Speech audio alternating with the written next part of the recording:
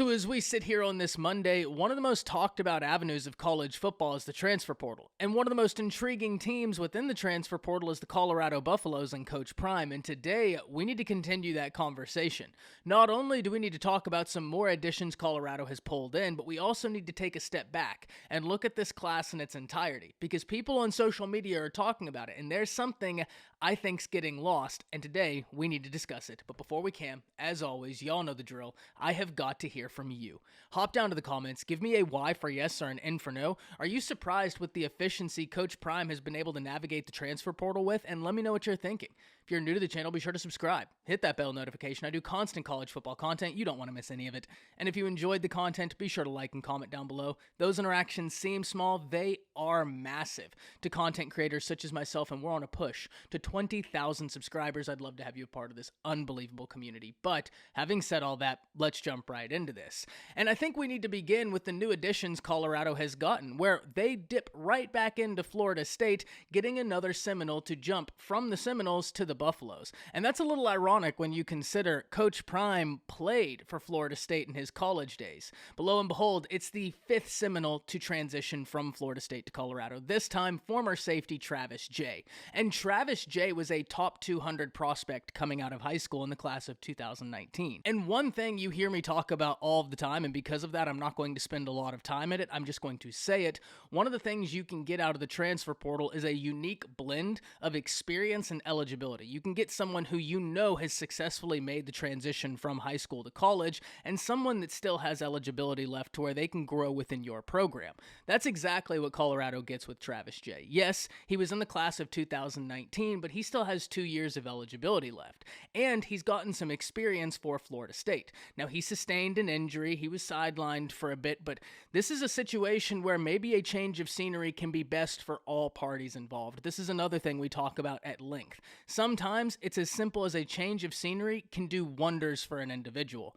Hopefully, Travis Jay can go from Florida State to Colorado, reunite with some of his former teammates, get acclimated to the new staff, to some of his new teammates, and can flourish. But one area we need to look at is this Colorado secondary, because they continue adding in talented players, and Travis Jay is not the only individual they added from Florida State that could be contributing to that Colorado secondary. There are so many names there, and I think if I polled the average college football fan who kept up with the transfer portal, even lightly, and kept up with recruiting, and I asked them what area of Colorado's roster are you most excited to watch, I think the overwhelming majority of people would say the secondary, and really, can you fault them? I'm excited to watch several different areas of this team. I'm excited to see what Deion Sanders is going to do with Sean Lewis as the offensive coordinator, Brett Bardalone as the wide receiver coach, his former offensive coordinator at JSU, and some of the pieces they've been able to pick up. If that offensive line can gel, if they can play comprehensive football, it's going to be fun to see what this offense can do. I'm excited for the running back room, where Cavassier Smoke averaged over 5 yards per carry when he was with Kentucky. They get in a track star in Dylan Edwards, and they're still after Alton McCaskill. The wide receivers have some intriguing faces in them, and Xavier Weaver and Jimmy Horn, and Travis Hunter will be playing there as well. But I think it's easy to point to that secondary and say, you have Travis Hunter, you have Kermani McLean, you have so many talented guys out the transfer portal.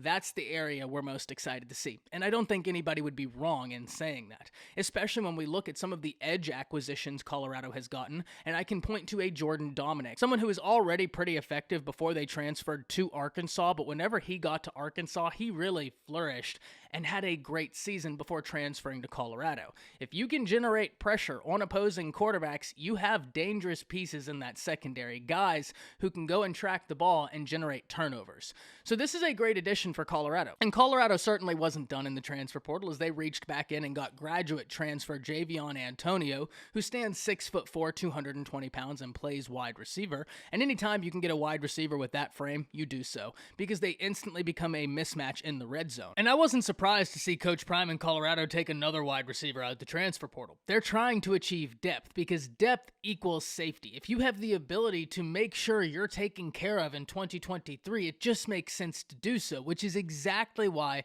I'm so excited to talk about today's sponsor, Aura. Did you know that in 2022, the United States had its second worst year ever in terms of data compromises? And not only was it the second worst year in terms of data compromises, but there was a substantial amount of capital loss coming in at $10.2 billion in 2022 alone, which is exactly why I'm so excited to talk with you all about today's sponsor, Aura. Anybody can find anything online, including your name, address, phone number, or even your relatives' information. And all of this is possible because data brokers selling your information to scammers, telemarketers, robocallers, or anybody that wants to learn more about you. But this is exactly where Aura comes in. Aura will help you identify these data brokers and submit opt-out requests on your behalf, and they will even opt you out of junk mail and telemarketing lists. If you use the link shown on screen and found in the description, Aura will hook it up with 2 free weeks so that you can see just how many people are after your data. Plus, Aura monitors your emails and passwords to see if they were involved in a data break and exposed on the dark web, and will give you recommendations on what to do.